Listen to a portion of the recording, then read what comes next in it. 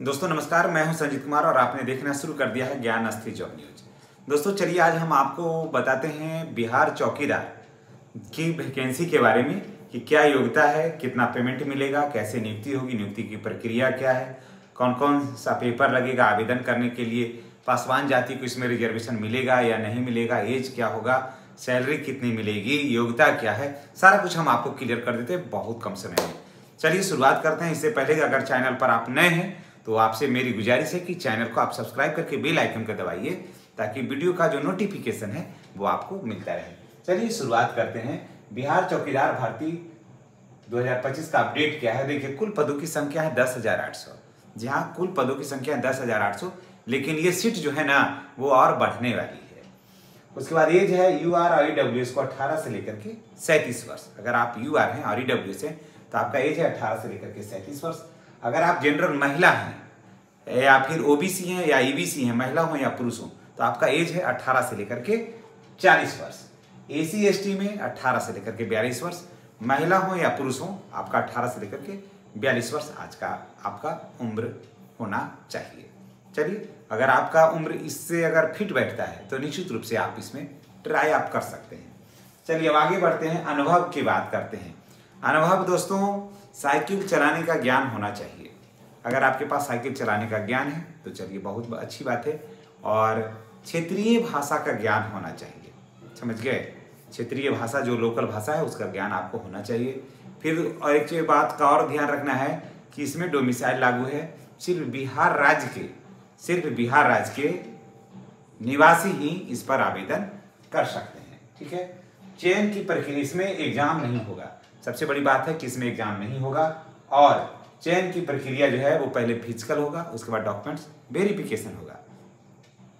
अब चयन की प्रक्रिया के लिए क्या है, फिजिकल में क्या है भाई, तो होम गार्ड में जो था ना, जितना दौड़ था, लंबी कूद, हाई जंप, लॉन्ग जंप, सब कुछ, गोला फेंकना, सारा कुछ जैसे होम गार्ड में था ना, सेम वही चीज है इसमें। वही बात चीजों को यहाँ पर करना होगा फिजिकल में। उसके बाद डॉक्यूमेंट वेरिफिकेशन होगा। सैलरी आपको मिलेगा ग्रेड 1 के हिसाब से, यानी कि 30,000 के आसपास आपको सैलरी मिलने वाली है, ठीक है। 30,000 आपको सैलरी मिलेगी। दोस्तों फिर हम बता देते हैं कि महिलाओं के लिए इसमें 35% रिजर्वेशन है। महिलाओं के लिए इसमें 35% रिजर्वेशन है।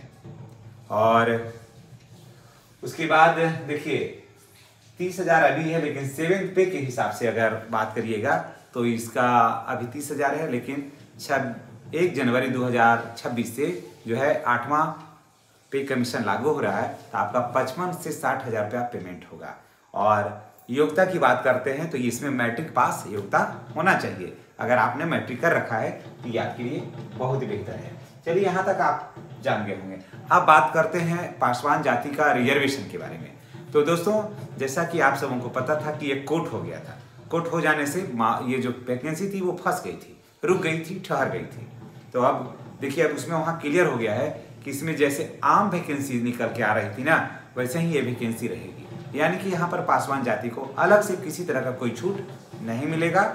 जैसे अनुसूचित जाति में अन्य लोगों को लाभ होता है, अन्य जाति के लोगों को लाभ होता है, पासवान जाति को भी उसी के हिसाब से लाभ होगा। अलग से उसमें कुछ भी नहीं है। जैसे अन्य वैकेंसियाँ रहती है वैसे ही ये वैकेंसी भी है। देखिए आवेदन जो होगा वो ऑनलाइन होगा। आवेदन के लिए पेपर आपको क्या चाहिए, और सभी पेपर जो है ना वो आप विधिवत रखिएगा सिस्टमैटिक ढंग से। आधार होना चाहिए, मैट्रिक का मार्कशीट होना चाहिए, जाति होना चाहिए, आय होना चाहिए, आवासीय होना चाहिए, ठीक है। उसके बाद EWS होना चाहिए, NCL होना चाहिए, उसका मोबाइल नंबर होना चाहिए, उसके बाद फोटो होना चाहिए, ठीक है। उसके बाद वैकेंसी में दिसंबर के प्रथम सप्ताह में वैकेंसी आने वाली है। और जाति आय और आवासीय, ये जो है ना जाति आय और आवासीय जो है वो आपको अपडेट रहना चाहिए।